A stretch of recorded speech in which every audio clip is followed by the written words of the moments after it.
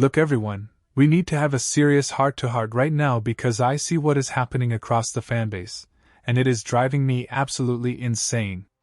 We are all obsessing over the guys in suits, the general manager search, the head coaching carousel, Jim Harbaugh, Kubiak, the big names that are going to stand on the sidelines, but we are completely ignoring the terrified elephant in the room.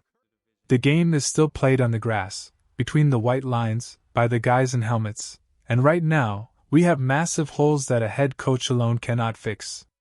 Before we dive into the names that can actually save our season, do me a massive favor and smash that subscribe button and hit the like, because we are building the realest Falcons community on the internet, and you do not want to miss what we have coming. Here is the cold, hard reality we have to face. It doesn't matter if we hire the greatest offensive mind in history if he has nobody to throw to, and it doesn't matter if we bring in a defensive guru if our defensive line gets bullied off the ball every single snap. The general manager picks the groceries, and the coach cooks the meal, but right now, the cupboard is looking a little bare in some very critical spots. We have to talk about the players. We have to talk about free agency.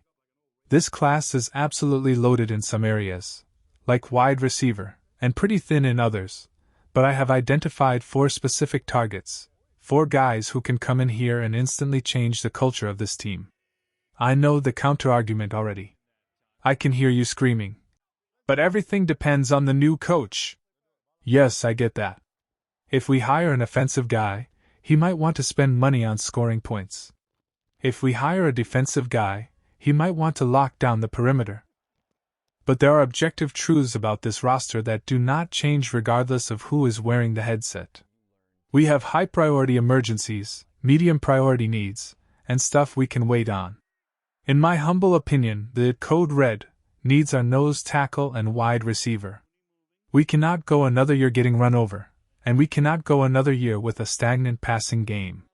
Then you have the quarterback room, and hold your fire. I know you are ready to type angry comments about Michael Penix Jr., but stick with me because the situation is messier than you think. And honestly, the offensive line is a lower priority. I know we regressed a bit down the stretch, but getting Caleb McGarry back and having Storm Norton as that swing tackle gives us stability. We don't need to break the bank there. We need to spend the big bucks where we are bleeding. So let's start with the offense, and a guy who I think is the perfect spark plug for this city.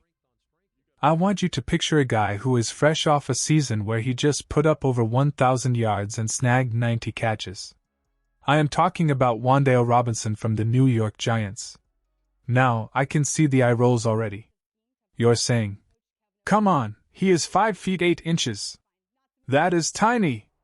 That's running back size." You are right, he is small.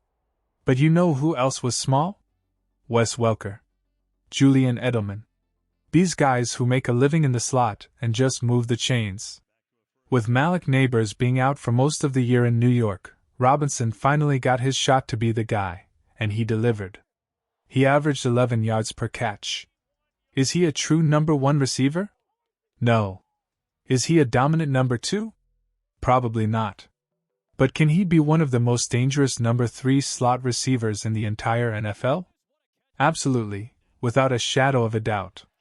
We have been missing that true slot presence since Ray McLeod left. Darnell Mooney has been banged up, and we cannot rely on him to be healthy for a full 17 games.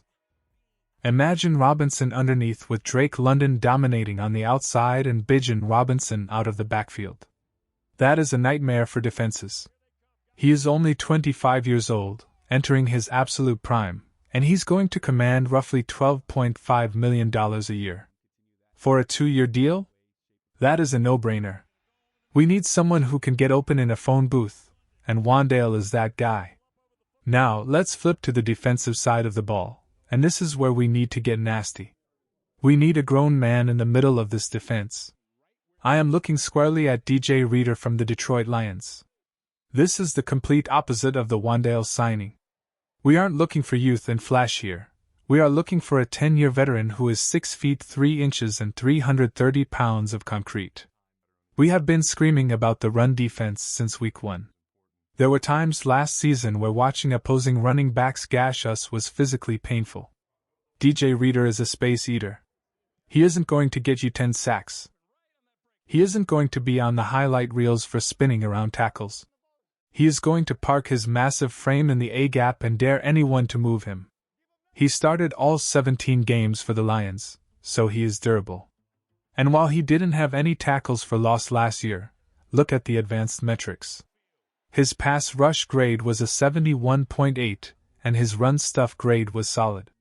He can still collapse the pocket. If we can get him on a 1-year, prove it, deal, maybe around $9 or $10 million, you do it instantly. You tell him, hey, we don't need you to be a superstar. We just need you to stand there, occupy 2 blockers, and let our linebackers roam free. It changes the geometry of the entire defense.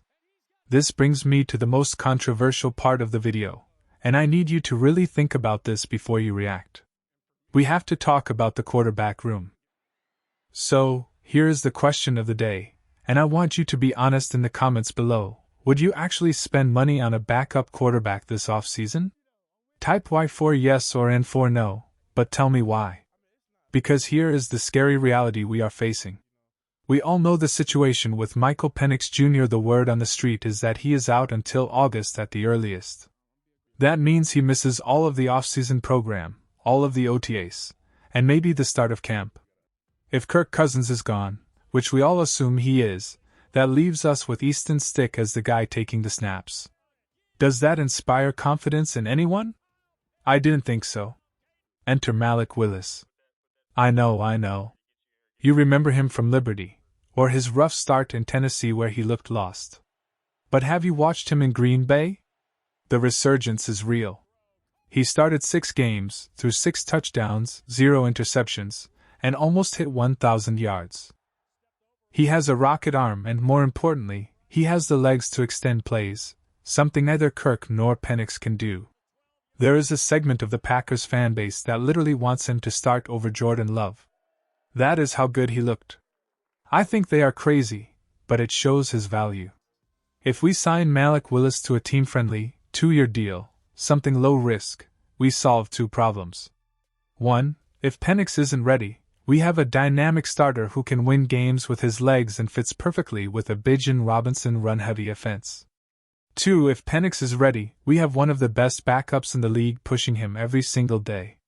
It's an insurance policy that actually has upside. Would you rather have Easton Stick or Malik Willis leading this team if things go south? The answer is obvious. Finally, let's bring it home with a target that feels like destiny. We need help at cornerback, and there is a Georgia Bulldog rotting away in Las Vegas who needs to come home. Eric Stokes. He has been stuck on the Raiders, and let's be honest, unless you are Max Crosby, nobody talks about you when you play for the Raiders because that team has been a disaster. But Stokes quietly had an elite season. He had a coverage grade of 74.4. He had 5 pass breakups. I reached out to a buddy of mine who covers the Raiders daily, and he told me flat out, Eric Stokes had the most quiet, dominant year of any corner in the NFL. He is physical, he has speed, and he is finally healthy. We have A.J. Terrell on one side, but we have been searching for that partner on the opposite boundary. I like Kobe Bryant, I think he has potential, but he isn't there yet. He needs time to develop. Eric Stokes is ready now. The cornerback market is exploding. You have guys making $20 million plus. But because Stokes has flown under the radar on a bad team, we might be able to snag him for $10 to $12 million. Maybe $15 million max. Bring the Georgia boy home.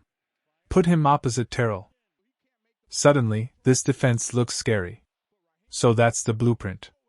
Wan'Dale Robinson in the slot, DJ Reader plugging the run, Malik Willis as the ultimate insurance policy, and Eric Stokes locking down the outside. You make those 4 moves and suddenly it doesn't matter as much who the coach is, because the roster is ready to compete.